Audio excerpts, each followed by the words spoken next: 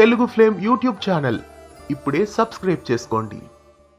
Gemini టీవీలో మధ్యాహ్నం 2:30 telecast అవుతూ ప్రేక్షకులని ఎంతగానో అలరిస్తున్న ధారావాహిక ఏమండోయ్ శ్రీమతి గారు.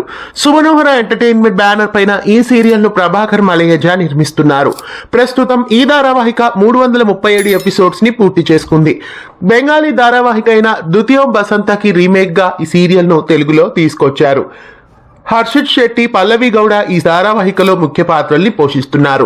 మొదట ఈ ధారావాహిక సాయంత్రం 6:30 గంటలకి ప్రారంభించి ఆ తర్వాత మధ్యాహ్నం 1:30 షిఫ్ట్ చేశారు. తర్వాత మధ్యాహ్నం 2:30 స్లాట్ లో ఈ సీరియల్ ను ప్రస్తుతం టెలికాస్ట్ చేస్తున్నారు.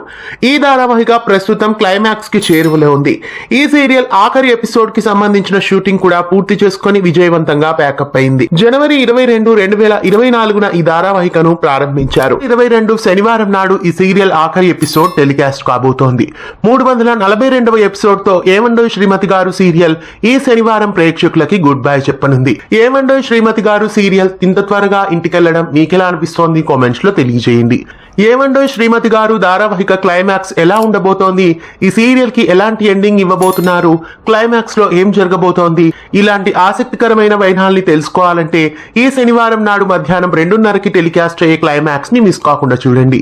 ఇలాంటి మరెన్నో అప్డేట్స్ కోసం ఛానల్ ని సబ్స్క్రైబ్ చేసి గంట కొట్టేయండి. తెలుగు ఫ్లేమ్ యూట్యూబ్ ఛానల్ ఇప్పుడే సబ్స్క్రైబ్ చేసుకోండి.